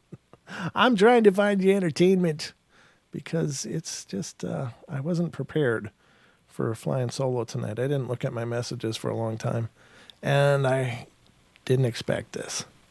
So, no, not that one. So we're going through this together. This is me. Oh. Let's pull up this one. This one looks good. Southern Ontario encounters, again from Reddit humanoid encounters. Excuse me. Wonder if anybody's had experiences in said area with any cryptids. Oh, this is just a quiz or what? I recently found a post on here of someone's local experience with a human-like creature.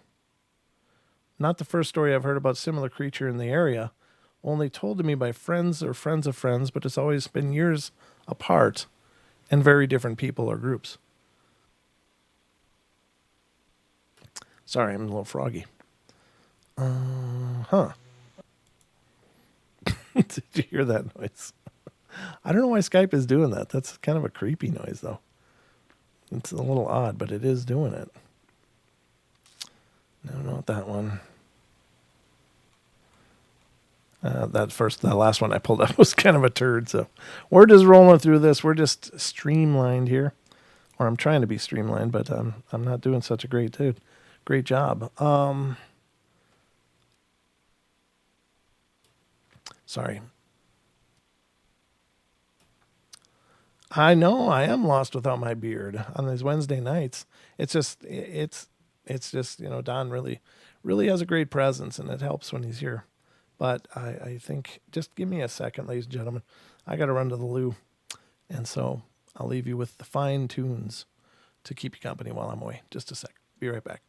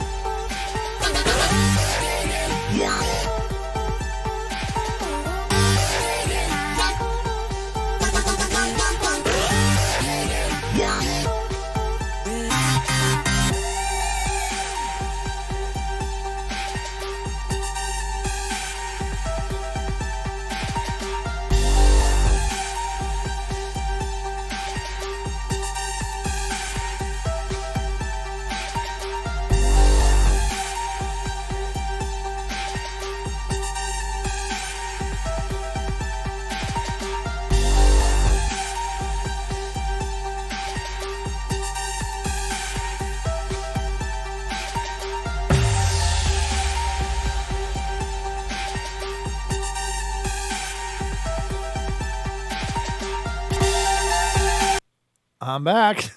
Sorry about that. I feel much better now, though. I got rid of that uncomfortable feeling in my innards, and I feel much more refreshed and ready to entertain you for the last stretch of our night here. I did find one article that I meant to go through, and I get lost in the tabs, so now I found it. This is, again, back to liveabout.com, When Ghosts Attack. And obviously, we've heard a lot of stories about ghosts attacking, or at least being nuisances. But when they actually attack, scratches, bites, things thrown, it kind of crosses a line, and it's a lot more personal. So let's get into these. The first one is called "Slapped by a Ghost." So, how do you like to be roused from your sleep like this? One night, I was awakened by a violent slap on the left side of my face. Says Elizabeth, but it's spelled Alizabeth. That's a different spelling. Like with someone's open hand. She at first thought it was her prankster sister, but when she saw by the clock that it was 1:27 a.m. and her sister was sound asleep in another room and the attack wasn't over. I felt pulling on my hair so much that it jerked my head around. And then my down comforter started to be pulled down, or at least it felt like it. She wanted to scream but felt paralyzed. The ghost apparently wanted her attention. Yeah, no kidding. Jeez. Elizabeth then heard a woman's voice say, "Listen to me, listen to me." And the pleas faded off into the darkness. Oh, what the hell? Yeah, it's time to do some cleansing over there. The next one is Nasty Little Ghosts. Mary Ann also felt the slap of a ghostly hand in 2005 at her aunt's house in Batangas, the Philippines. Her attack was preceded by a sighting of the alleged assailant. Mary Ann was relaxing on her aunt's bench swing when she saw a small girl in a red dress peeking out for her aunt's front door. And when the toddler realized Mary Ann saw her, she ducked inside, and Mary Ann assumed it was the child of a visitor. But when she checked, there was no one in the house except her aunt and her aunt's sleeping child, who was not wearing red. Mary Ann dismissed the incident as her imagination and returned to the swing for an afternoon nap. And exhaustion plus cool wind sent me into a deep sleep, she says, only to be awakened by a hard slap from a small hand. As I opened my eyes, I was expecting to see my aunt's kid, and I was shocked to find no one with me. Yeah, I guess that kid wanted that swing. She wasn't appreciating that someone else was on it. This person was pushed down the stairs. Oh, that's horrible. Getting slapped is one thing, and getting shoved down some stairs where you could possibly break your neck is quite another. And yet that's what happened to Melanie in 1982 while at Gentleman Jim's restaurant, now Ashley's, of Rockledge, in Rockledge, Florida. The restaurant had a reputation for being haunted by the ghost of a woman who had been murdered on the nearby railroad tracks in the 1920s. Melanie was there on a double date with friends and were hoping to catch a glimpse of something otherworldly. We did see the lamp over the salad bar sway continuously all night, she says, so we were pleased and felt like we had gotten our money's worth. Melanie was soon to get more than her money's worth, however, as we were getting ready to go down the stairs. I told my date to get in front of me because I was known to be a klutz and didn't want to fall down the stairs. And Melanie says, so they all got in front of me and we were making jokes about the ghost and feeling pretty frisky. And as we were going down the stairs, I felt a huge shove against my back and fell down the stairs, my wonderful companions moving aside to let me make my way down on my own. Looking back up at the stairs, Melanie could clearly see that there had been no one behind her that could have shoved her, no one living, that is. Yeah, that's dangerous. And you got to wonder, some of the people that fall down the stairs, it's like, could it be? Could it be some of them were pushed? I know plenty of people die on stairs every year. I think we would just install slides or something. So this one is Cassie also had an unpleasant experience on a staircase. She and her husband were visiting his older brother's house during the Christmas holidays, and her brother-in-law had warned her that his house was haunted, which she didn't mind because she'd been in haunted houses before, but then he revealed that the spirit liked to push people down the stairs. Sure enough, the ghost didn't disappoint. I was coming down the stairs to look for my husband when all of a sudden I felt like someone pushed my feet out from under me.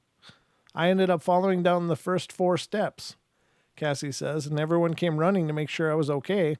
And they asked me what happened, and I said it felt like someone pushed my legs out from under me, and I just fell down the steps. Yikes. This one is Charlie Hartwell's Revenge. As rare as ghost attacks are, being shoved on a stairway is one of the most common occurrences, and a number of people also report the feeling of being strangled. This usually happens at night. Char reports that this happened to his father when they were living in a house in Pepperell, Massachusetts, a place they long considered to be haunted. The family felt it was the ghost of old Charlie Hartwell, a farmer who once lived on the property and died in a fire. The family had a number of strange incidents, unexplained banging on the walls and doors, TVs, radios, and lights going on and off by themselves, tools going missing and then reappearing, sliding doors opening by themselves to let the dog out, lights in the barn where there was no electricity, and more. Our ghost Charlie likes to scare my sister for some reason and really didn't like my dad, Char says. One time he was sleeping and he said he felt something on top of him and it started to strangle him. My dad couldn't get up and started to cry because he was so scared. He held onto his cross that he was wearing and started praying, and then it went away. Wow. Yeah, that's terrible, terrible, terrible. I don't know. It's hard to believe that could ghosts kill people, but I suppose. I don't think it's real common, but then again, thank God that, people killing people is uncommon in the grand scheme of things. I mean, sure it happens, but it's not something that's common. It is in some areas, but you know what I'm saying. It's still rare enough that we go, that we still do that. Oh my God, really? It's not. We're surprised to hear that somebody was murdered, and that's to me says it's an uncommon thing. But I don't know.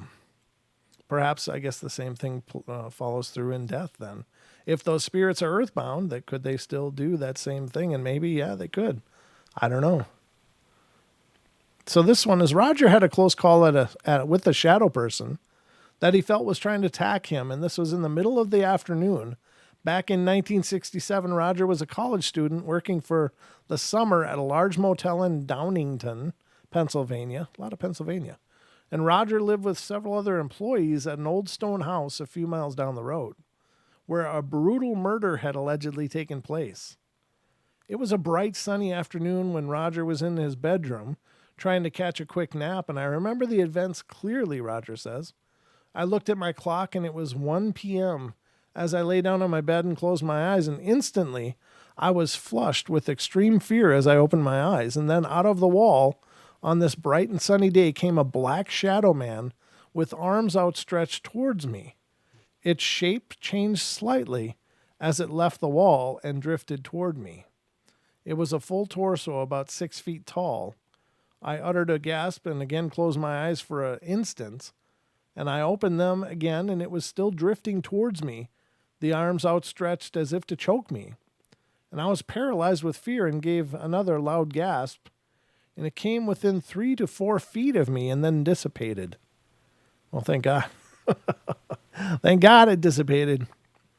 That's not good. Laughing attacker. That's weird.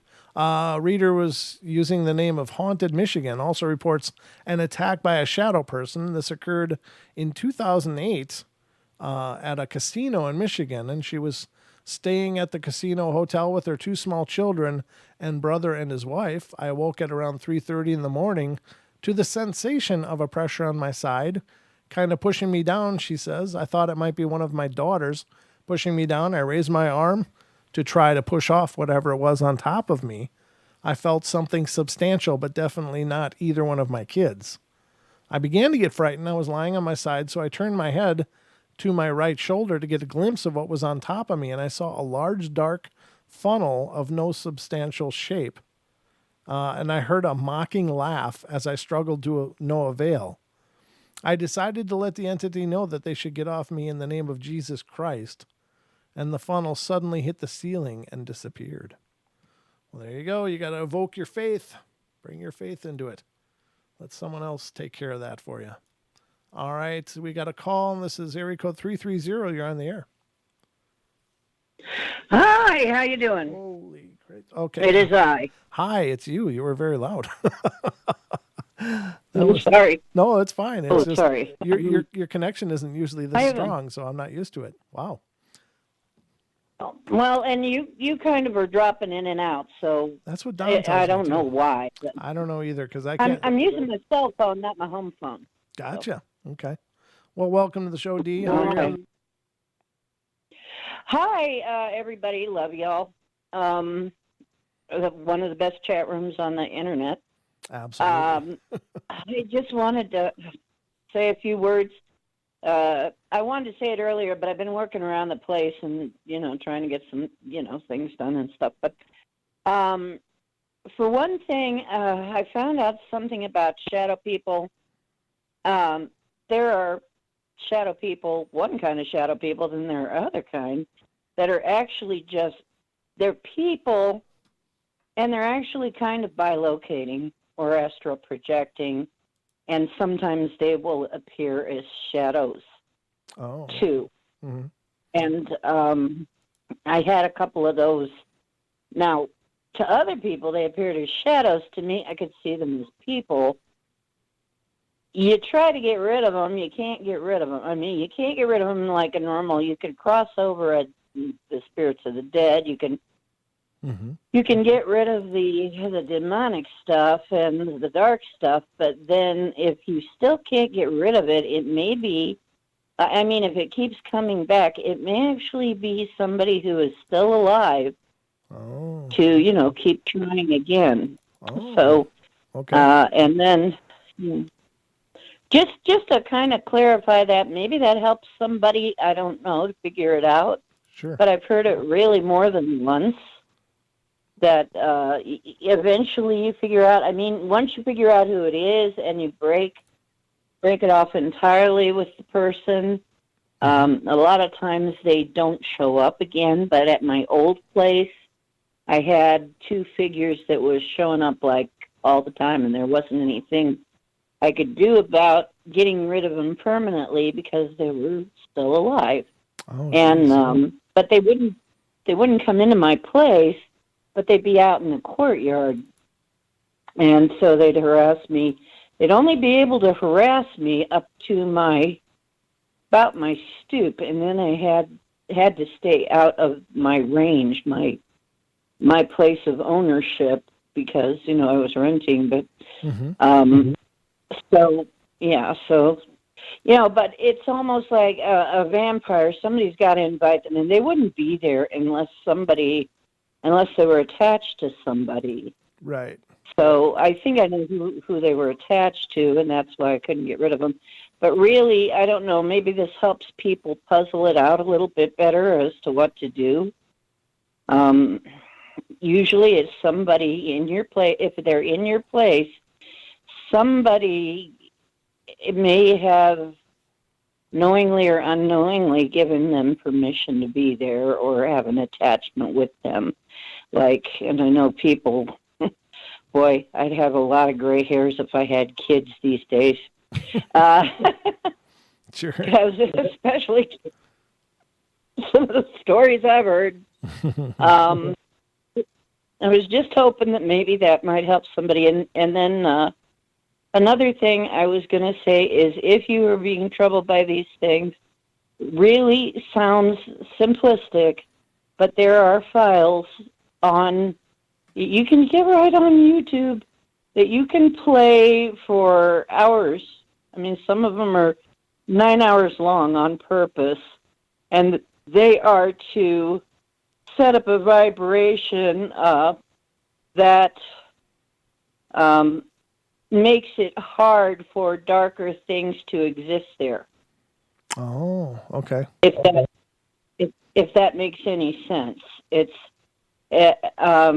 negative vibration clearing frequencies, because things are vibratory. I mean, the world is pretty much vibratory. Everything vibrates. Sure. And if you play a dissonance, if you play the resonance, it gets stronger. If you play the dissonance, it gets weaker. So if you can get the frequency up past a certain level where it's uncomfortable for these things, they'll mostly stay away.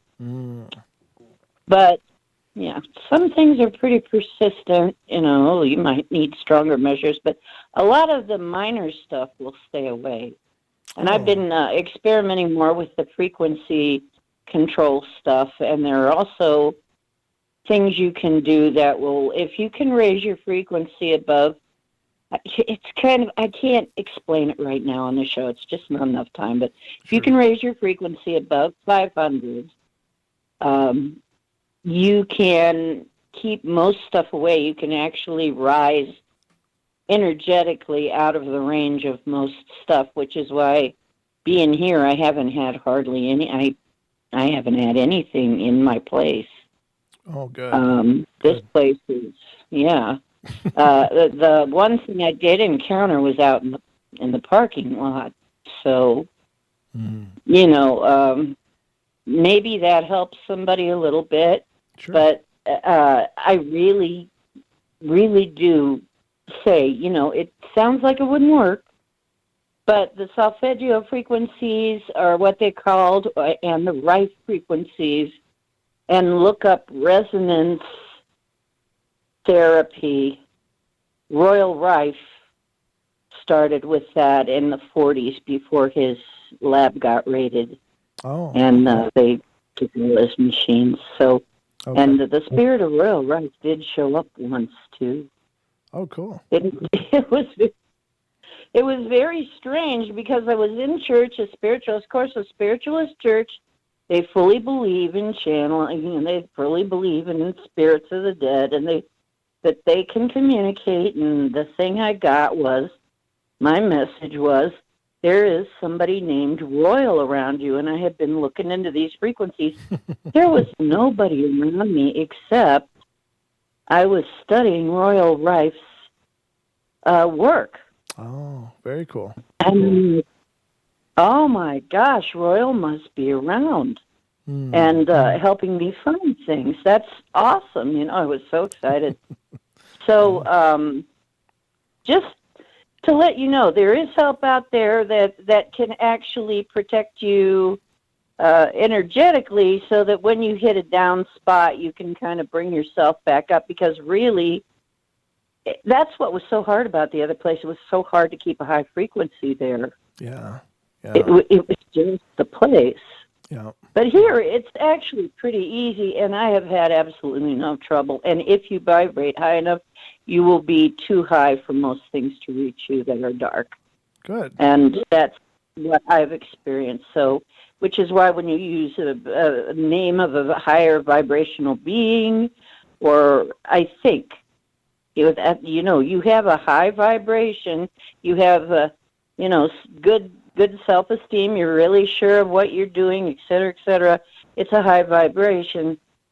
That's part of, I think, what actually makes it work. Yeah, I believe that. I've been doing. And I think that invoking names also raises our resonance.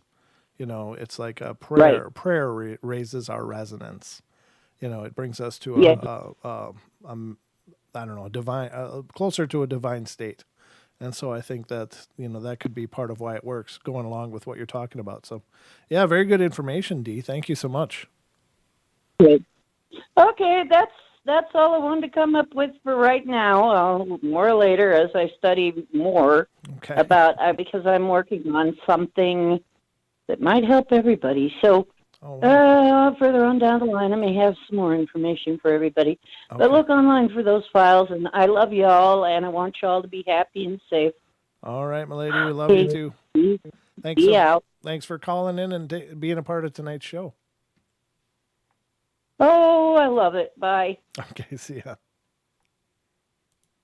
All right, ladies and gentlemen. Well, that brings us to the end of our rather awkward journey tonight. I do apologize for my rookie night, but I guess I'm allowed some of these too. Can't be on the game all the time, and this is definitely not one of my better nights hosting the show. But I hope you enjoyed it all the same. I loved you guys being here, and thank you so much for being a part of the shows and part of the community, part of the family. And I hope things are wonderful in your world. Remember to check out it is Don's fault, but that's all right. No, it's fine. But check out the podcast, please. And we will be thrilled if you do, and spread the word about the Paranormal Portal to those that that love the paranormal. It'd be great to see more people showing up and checking out what we're doing here on the show. But anyway, guys, I guess that about wraps it up for me tonight. Love you all. Be good, be kind, be nice. Take care of each other. Help each other out. Find the magic in every day. And remember to laugh as much as you can. And I'll be back tomorrow with some of the night terrors. And then remember, Deb is joining me on Friday night right here on the portal. And we'll be doing live readings, live psychic readings to callers of the show for free. So you can't beat that. I mean, come on. So get a little peek ahead of what's coming up in your life and maybe some helpful advice in your struggles, and start 2020 as well as you can. So, all right, guys, love you. Have a great night, and I'll be back tomorrow. Good night, everybody.